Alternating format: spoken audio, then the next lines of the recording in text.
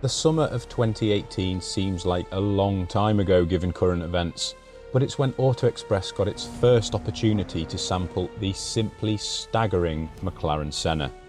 In the first of our road test retrospective video reviews, we're looking back at our initial impressions from the launch of one of the most outrageous cars of the last decade. The Senna broke new ground for road-going track cars, so sit back, relax, and find out exactly how it did it.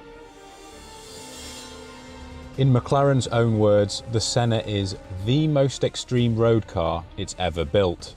From the manufacturer that brought us the legendary F1, prized for its single-minded focus, that's quite some statement. But take a look at the data, listen to the engineers, analyse the objective and the subjective, and you'll realise that this is absolutely the most extreme McLaren to date. More extreme even than the hybrid petrol-electric P1 from a few years ago. But the Senna has a different ethos to the P1. It's about the track, and there's no better place to test it.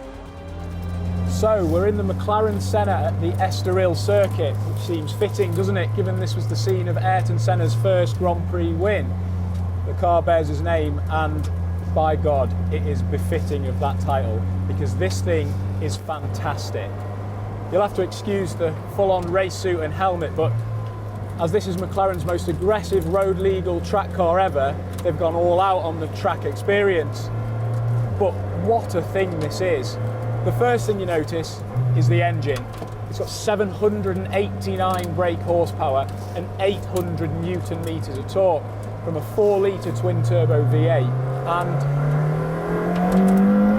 as you can hear, just millimeters of flex in your right ankle sends it romping forward at such an alarming rate.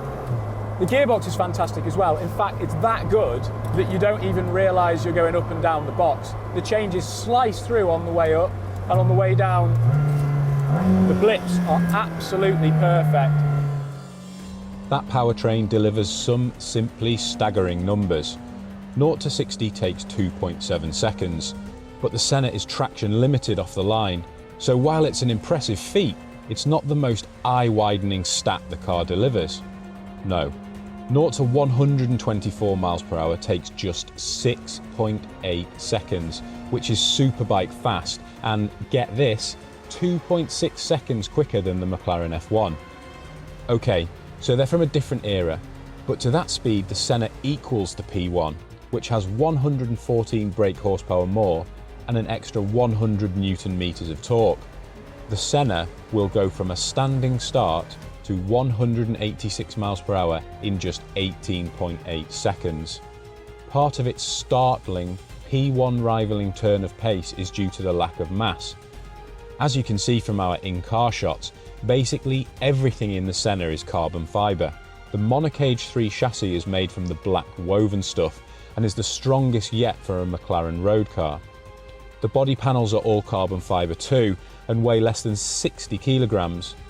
With the seats, all the interior trim and many other carbon fibre parts, the Senna tips the scales at 1,198 kilograms dry, around 120 kilograms less than a Ford Focus.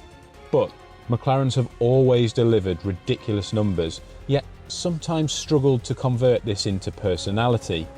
And given the intended brief here, the Senna is much, much different.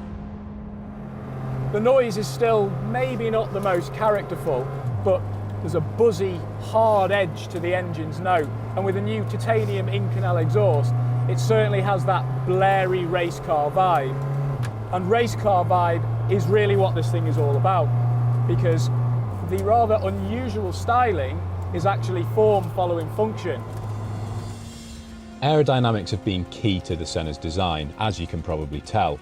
The huge rear wing that can support more than 100 times its own weight in downforce, and every other surface, flick and vent has been designed to work the air flowing over and importantly under the car to push it into the track or channel it into its ducts and radiators to aid cooling.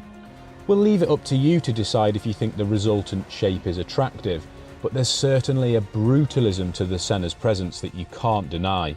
That McLaren's bringing serious aerodynamics into the road-legal track day car market at this level has moved the game on another step. It makes 800 kilograms of downforce.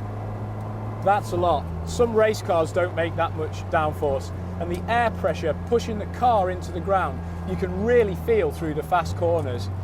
The last turn at Estoril here is a tyre killer in everything.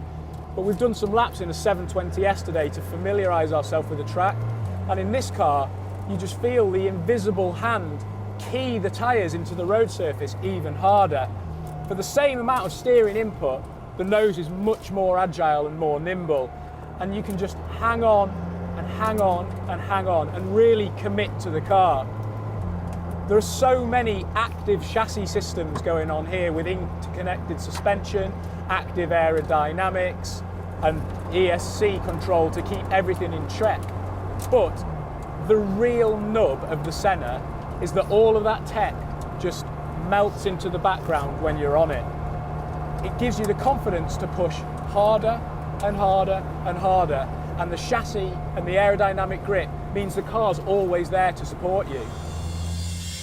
While the Senna clings on in corners like little else with a number plate, even with its bespoke Pirelli Trofeo R sticky tyres, relatively narrow 245 section rubber at the front means there is just a hint of understeer if you don't drive the Senna the way it wants to be driven. Of course, with 789 brake horsepower and 800 Newton meters, it can be neutralised mid-corner easily. Just make sure you're on your game, because there's the faintest amount of turbo lag as the compressors cough into life when you get on the throttle, and the torque comes so quickly then, and the Senna is so direct in its response that the balance can change quickly, which is where those active chassis systems come in.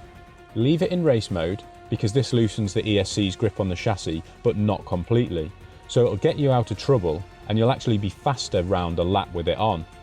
The setting also slams the Senna into the tarmac, dropping the ride height by 39mm at the front and 30mm at the rear, so it positively hugs the track. The Race Active Chassis Control 2 system basically means the suspension is interconnected and always adjusts the damping, so actually at low speed in race mode the Senna is softer than, say, a P1 to improve traction. At high speed, when the aero load starts to build, so do the damping forces, maintaining the ride height and the Senna's balance. The result is a car with ridiculous performance that gives you a really lovely level of predictability and confidence.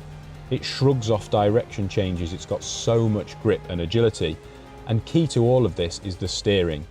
Refreshingly, there's just one default mode. The weight and feedback is perfect, and few hypercars have feel like this. But one thing that is going to take some getting used to for the customers is the braking performance, because this thing is unbelievable in the braking zones. McLaren says it'll pull 2.1 G on the brakes, and when you really lean on the stoppers, it feels like you're hanging in your harness. But the subtlety to the braking as well. If you trail it into the corner with nice modularity, and you can modulate the brakes really sweetly because of the feel, you can just get the Senna rotating on the way in, just very gently, and then you pick up the throttle, be patient, get the car straight on the exit, and then gun it. The Senna is rabid, frenetic, shockingly fast and incredibly capable. But it has delicacy too, and it tells you what it's doing. It puts you front and centre of the experience. You get out of it what you put in, and that is a hardcore but massively fun and rewarding experience like no other. If you want to watch more Auto Express content, then click on the video windows to see our review of the Senna's baby brother, the hardcore McLaren 600 LT track car, or our video on the McLaren 570S Spider. Thanks for watching our review of the McLaren Senna. If you liked it, then don't forget to click on our logo to subscribe to the channel, and click on the bell icon to turn on notifications so you never miss a new Auto Express video.